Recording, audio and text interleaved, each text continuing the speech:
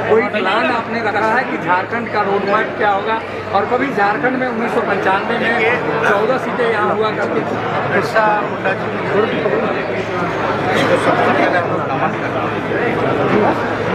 आप लोग जानते हैं कि जब यूनाइटेड बिहार रहा, यहाँ के मुख्यमंत्री हमारे मुताबिक माता भी रही,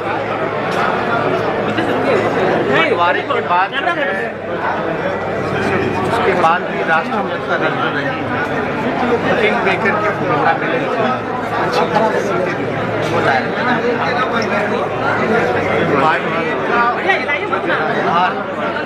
व्यापक और असरदार सरकार बनाना और गिराना की ताकत जो है राष्ट्रीय जनता दल रखती है। पुराने वजूद को, पुराना जनाधार जो है इसको वापस हम लोगों को लाने का काम और इसके लिए संगठन कई ऐसी जो सीटें हैं या कई ऐसे क्षेत्र हैं जहाँ हम अच्छा प्रदर्शन कर सकते हैं।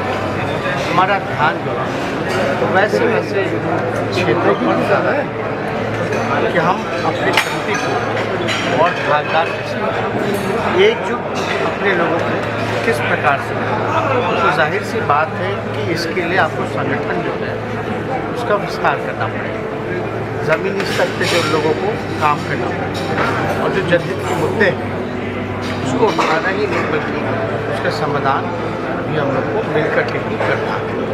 अगर आप देखिए यहाँ महागठबंधन की सरकार है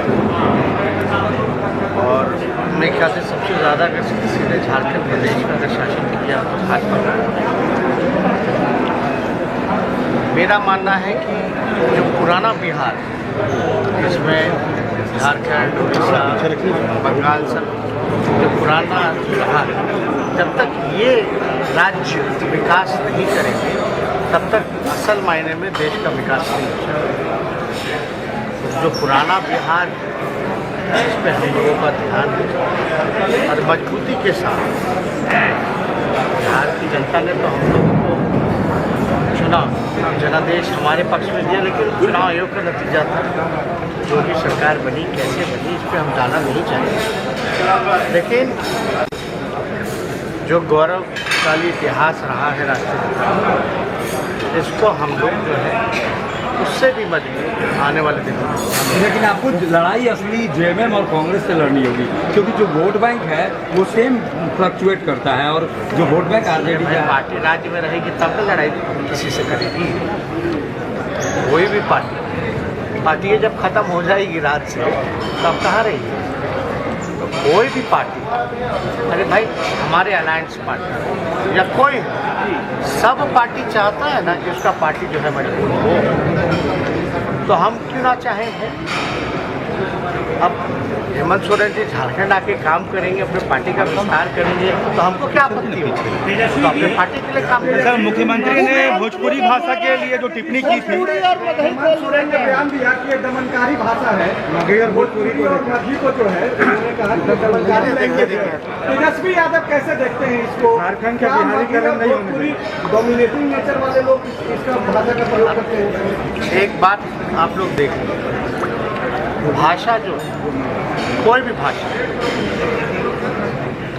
हमारे बिहार में लगभग 4-5 भाषाएं हैं, झारखंड में होंगी, और हमारे देश की यही खूबसूरती है कि अलग अलग भाषा है, अलग अलग खान पान है, अलग अलग पहनावा है, दिखने में लोग अलग अलग। उत्तर चले जाइए, कश्मीर के लोग अलग दिखते हैं, अलग भाषा है, अलग अलग खान पान है। दक्षिण चले जाइए, दिखने में अलग है, संस्कृति अलग है।